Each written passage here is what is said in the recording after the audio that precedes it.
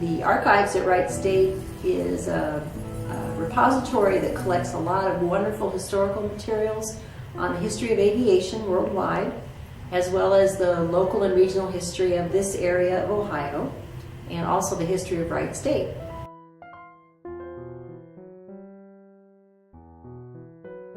Our manuscript collections provide primary sources, letters, diaries, scrapbooks, albums, all kinds of things to study those topics.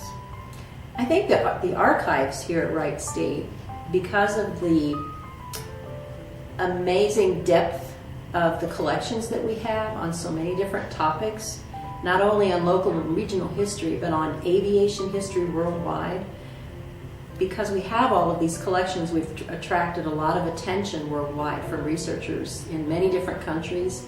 We get a lot of requests from the media, from filmmakers, authors, scholars from around the world. All the information, thousands of photographs, books, letters, diaries, and so forth that document the history of the Wright brothers.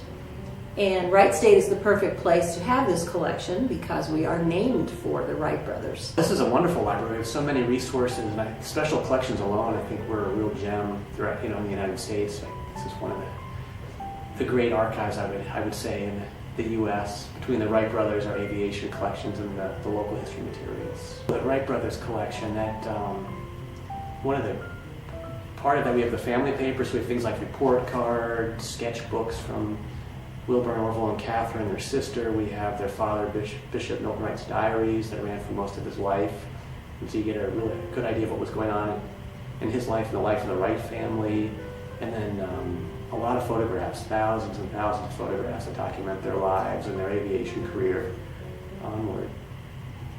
And it gets used, if not every week, every day. We have somebody that comes in or calls or emails to look at the Wright brother material. Well, the archives is very different from the rest of the library in that none of the materials here in the reading room, the books or the materials, they cannot be checked out. Because they are rare, one of a kind, when students come to the archives, they sit down here in this reading room and we bring them the materials at the table, and so they have to study those materials here. There's nothing like sitting down with a Civil War diary to study life of a soldier during a war. It's better than reading a book. Read the actual letter.